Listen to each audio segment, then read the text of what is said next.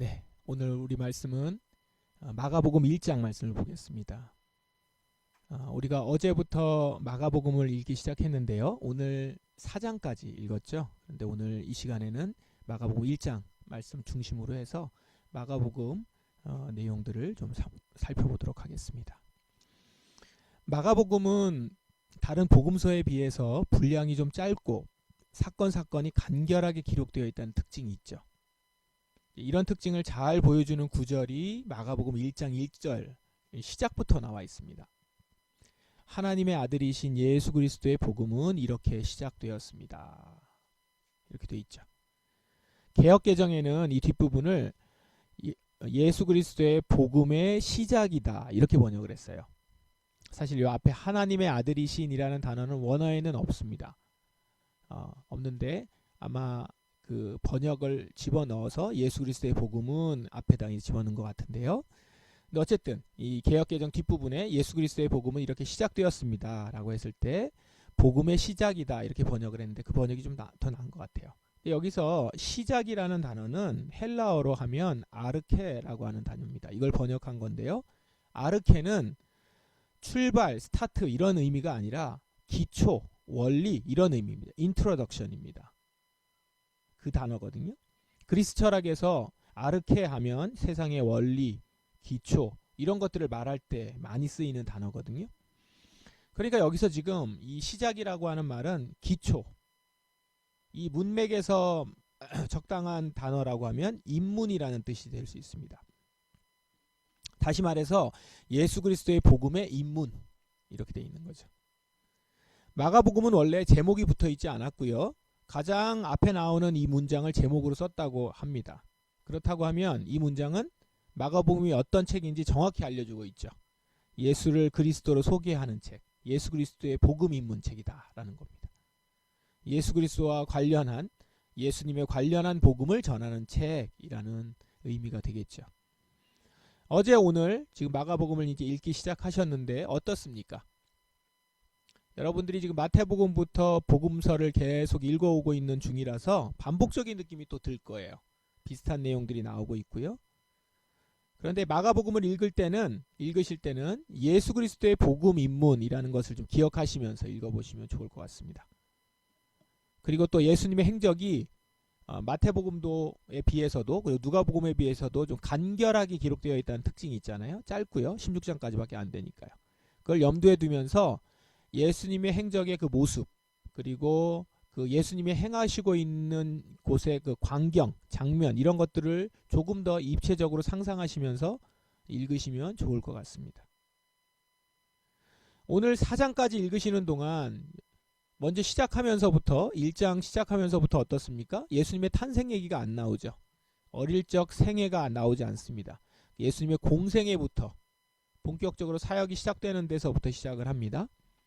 세례 요한을 만나서 세례를 받음으로 본격적으로 사역이 시작되는 사역 이야기로부터 시작이 되죠. 말 그대로 예수 그리스도의 복음 입문입니다. 예수님의 사역 기록을 여러분이 쭉 보셨을 텐데 1장부터 어떻습니까? 예수님이 정말 바쁘게 돌아다니고 계시죠. 갈릴리에서 하나님의 복음을 전하는 걸 시작으로 해서 새로 제자들을 컨택하고 세우시고 율법의 말씀을 새로 가르치시고 그리고 귀신 들린 사람들이 많이 나오는데 귀신 들린 사람의 귀신을 쫓아내시고 병든 자들의 병을 고쳐주시는 일들을 계속합니다. 이 와중에 율법학자들과는 또 말씀에 대해서 논쟁하기도 하고 어떤 사람들은 예수님의 행동을 문제 삼아서 이제 논란을 일으키려고 하는데 그런 바리새인들과 그 바리새인들의 주장을 반박하기도 하고 그렇게 하죠. 사람들은 어떻습니까? 예수님의 권위 있는 말씀을 더 듣고 싶어하고 또 병도 고침받고 싶어해서 계속 몰려듭니다. 새로운 사람이 몰려듭니다. 어디를 가면 그쪽으로 또 오고 저쪽으로 가면 저쪽으로 오고 그러니까 예수님 입장에서는 가르치시고 병 고치시고 정말 하루하루 눈코 뜰 새 없이 바쁜 일정을 소화하고 계시는 겁니다. 그런데 단지 그냥 바쁜 사역이 아니에요. 능력 있는 사역이었습니다. 그저 인기 많은 정치인이 유세하듯이 돌아다니는 것이 아니라 그리고 뭐 악수하면서 돌아다니는 것이 아니라 만나는 사람, 찾아오는 사람, 이 한 사람 한 사람을 하나하나 고치시고 회복시키시고 그들을 가르치시고 이런 일들을 하신다는 겁니다. 일만 하신 거예요? 그렇지 않아요. 사회적으로 소외된 사람들하고 어울려서 식사도 하시고 교제하는 일을 또 놓치지 않으셨습니다. 찾아오는 사람 많고 인기가 급상승해서 식사 시간조차 막 없을 정도로 그런 모습입니다. 그러면서도 예수님은 또 소외된 사람들과의 교제를 매우 중요하게 여기시고, 그런데 여기서 우리가 생각해 볼 부분이 좀 있습니다. 예수님이 이렇게 바쁘게 사역만 하셨을까라는 겁니다. 이 질문에 답을 하고자 본문을 한번 들여다보면 눈여겨볼 구절들이 나옵니다. 35절에 보시면 막 사역을 하고 계시는 중에 35절에 어둠이 채 가시지 않은 아침에 예수님께서 일어나셨습니다. 그리고 조용한 곳으로 가셔서 기도하셨습니다. 어둠이 채 가시지 않는 아침에, 그러니까 새벽이죠. 새벽에 조용한 곳에 가셔서 기도하셨다라는 겁니다. 새벽 기도하신 것이죠. 45절에도 보면 그러나 그 사람은, 여기서 이제 그 사람은 고침받은 환자인데, 그 사람은 가서 이 사실을 주저하지 않고 말하여 소문을 냈습니다. 그러니까 예수님이 고쳐주신 그 일을 소문을 냈다는 겁니다. 그래서 예수님께서는 마을에 드러나게 들어가실 수 없을 정도가 되었습니다. 왜냐하면 사람들이 많았기 때문이죠. 예수님께서는 사람이 없는 곳에 머무셨습니다. 그래도 사람들은 예수님이 계신 곳이라면 어디든지 상관하지 않고 사방에서 몰려들었습니다. 이 45절을 보시면 사람들이 그토록 많은 사람들이 예수님을 찾아서 계속 몰려들었다는 그 내용이 보이기는 하지만, 예수님의 인기가 치솟아서 가시는 곳마다 어디든 몰려드는 상황이었지만 그 와중에 예수님은 사람이 없는 곳에 머무셨다는 거예요. 그곳을 찾아가신 것이죠. 앞에 있는 내용하고 연결해서 보시면 어떤 것이죠? 예수님은 그 바쁘고 정신없는 와중에도 기도하고 묵상하는 일을 놓치지 않으셨다라는 것입니다. 사실 이렇게 일이 많고 정신없이 사람들이 몰려들 때는, 특히 사람들이 열렬한 요구가 있어서 이렇게 올 때는 그 사람들의 요구를 뿌리치거나 이 시간을 물리치는 것이 결코 쉽지 않을 겁니다. 그렇죠? 지금 계속 당신을 원한다. 그리고 저를 도와주세요. 그리고 지금 예수님이 그런 일들을 하셨으니까 그런 가운데 있는데, 이런 사람들의 요구를 뿌리치는 게 쉽지 않아요. 결코 쉽지 않습니다. 그리고 사람들이 막 칭송하고 막 높이고 그 자리를 그렇게 떠나고 싶지 않거든요. 그런데 예수님은 그 와중에 조용한 곳으로 가셔서 기도하시고 사람들이 없는 곳을 찾아가셨다는 것이죠. 따로 떼어서 사람이 없는 곳으로, 권세가 없는 곳으로 따로 시간을 내어서 한적한 곳으로 갑니다.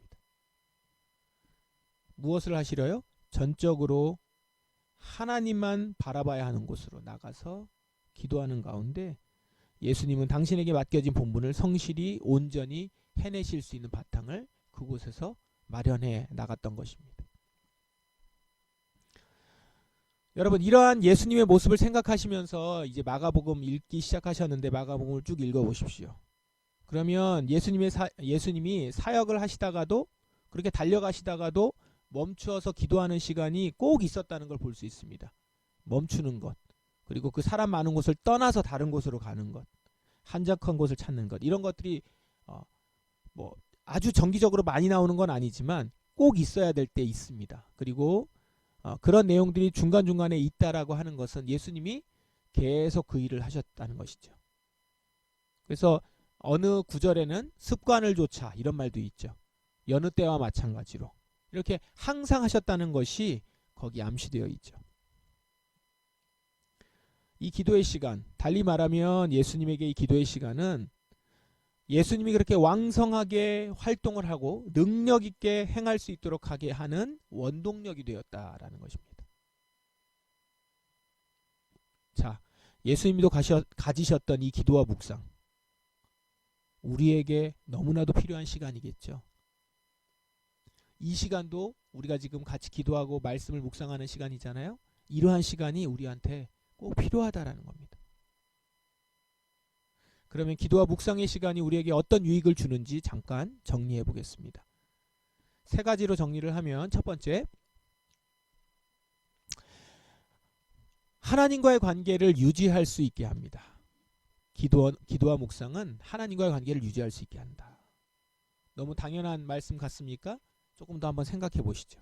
기도는요, 내가 지금 여기에 왜 있는지, 그러니까 내가 지금 왜 여기서 이렇게 살아가고 있는지, 나를 보내신 주님이 내가 지금 사는 삶에서 원하는 게 무엇인지, 이런 것들을 알게 되고 누리게 하는 일을 이 기도 가운데서 우리를 하게 한다는 것이죠. 정신없이 일을 하고 아니면 사역을 하고 아니면 내 삶을 살아가고 있는 가운데 내가 하나님과의 관계를 망각할 수 있습니다. 내 신분도 망각할 수 있고요. 내 위치도 잊어버리게 되고요. 그러면서 그냥 살아가는 거죠. 어떻게 살다 보니까 이렇게 왔네요. 우리 이럴 수 있다는 거예요. 심지어 제가 알고 있는 어느 선교사님 같은 경우는 15년 동안 선교를 하느라 선교하다가 하나님과의 관계, 내가 선교사라는 걸 잊어버렸어요. 되게 아이러니하죠. 선교 사역을 하는데 선교사라는 걸 잊어버렸다. 너무 열심히 했다, 그런 말이 아니라 자기가 일을 하다가 뭘 위해서 여기 와서 무슨 일을 하는지 본분을 잊어버렸다는 거예요. 너무 바쁘면 그냥 그렇게 할 일을 반복적으로 하다 보면, 아니면 정신없는 일들 가운데 매몰되어 있다 보면 내 신분과 위치를 망각하게 되는데, 그런데 기도는 하나님이 나에게 맡겨주신 일에 대해서, 그리고 나를 어떻게 이끌어 가시는지에 대해서 우리를 분명한 자리로 다시 끌고 가고 알게 하신다라는 것이죠. 이것을 위해서 반복적으로 그 자리에 있다 보면 내 위치를 모르지 않는다라는 것이죠. 계속 알아가는 거죠. 이거를 어느 누군가는 기도는 내비게이션이다, 이렇게 얘기도 했거든요. 그러니까 지금 내비게이션이라는 건 내가 가는 길을 알려주는 것도 되지만, 제일 중요한 게 뭐죠? 내가 가는 길의 목적지에서 지금 어디 있는지를 알려주거든요. 기도하는 가운데 하나님이 나를 어떻게 보시는지, 하나님이 나를 어디로 보내셨는지, 무엇을 위해서 나를 여기에 살게 하셨는지, 지금 하나님이 나에게 원하시는 것이 무엇인지, 이런 것들을 알아가면서 하나님과의 관계가 유지가 된다는 것이죠. 그 1장 말씀에 보면 예수님이 귀신을 쫓아내고 온갖 환자들을 다 고치시거든요. 이게 육체적으로 영적으로 얼마나 소진되는 일이었을까요? 그런데 그렇게 사역을 한 다음 날이 그 35절이 그 얘기인데, 다음 날에 예수님은 새벽에 기도하러 나가신 거거든요. 예수님은 어쩌면 이럴 때 기도가 더 필요하다고 생각하셨을지 모르겠습니다. 지금 자신이 하고 있는 일의 의미, 이 가운데 내 신분과 사명을 망각하지 않게 하는 시간이 필요했던 것이죠. 그리고 아버지 하나님은 그 시간 사랑하는 아들을 위로해 주셨을 겁니다. 예수님은 아버지와의 관계 안에서 충만한 은혜로 만족함을 누리는 시간으로 영육이 회복되었을 거예요. 이렇게 일을 많이 하다 보면 사람들 얘기에 귀 기울이게 되거든요.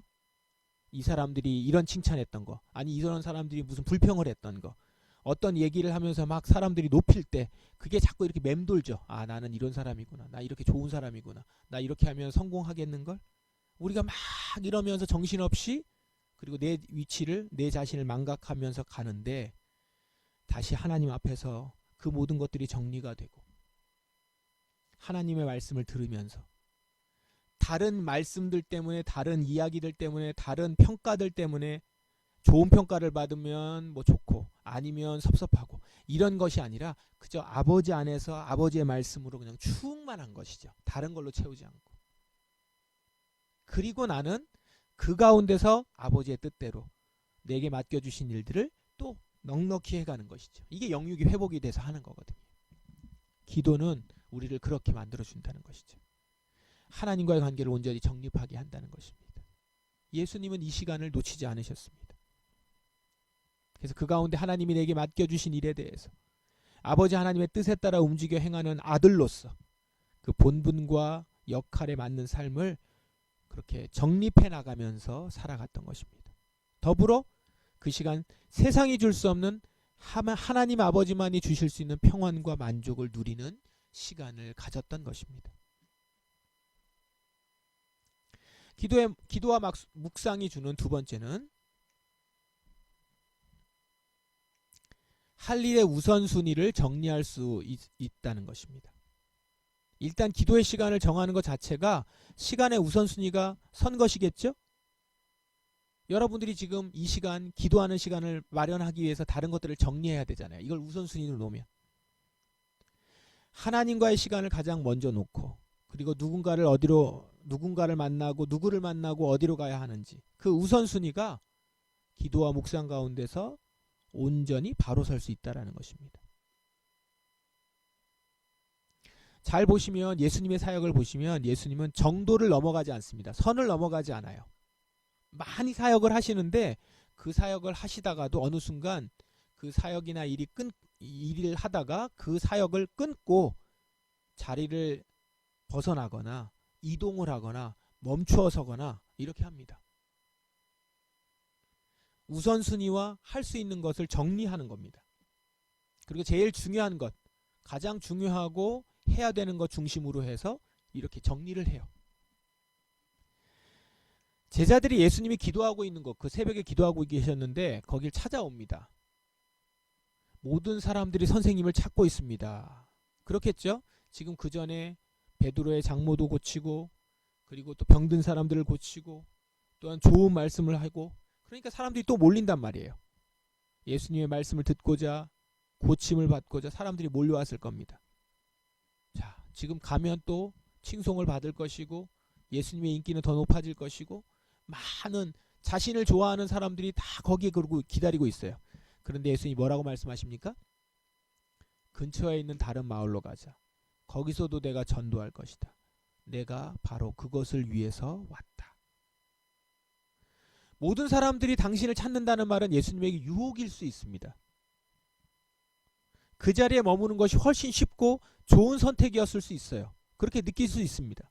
그러나 예수님은 기도한 후에 다른 마을로 가자. 내가 거기서 전도할 것이다. 이것이 내가 할 일이다. 내가 바로 그것을 위해서 왔다.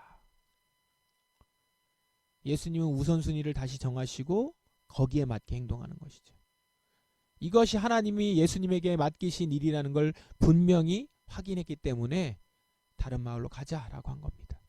이렇게 기도는 과도한 열기에 휩싸이거나 왜곡된 모습으로 비춰지기 시작하거나 본래 사역과는 다른 결과로 이어지면 곧바로 멈추게 해주는 시간인 것이죠. 사역의 자리에서 지치지 않게, 그리고 사역의 결이 들쭉날쭉 거리지도 않게요.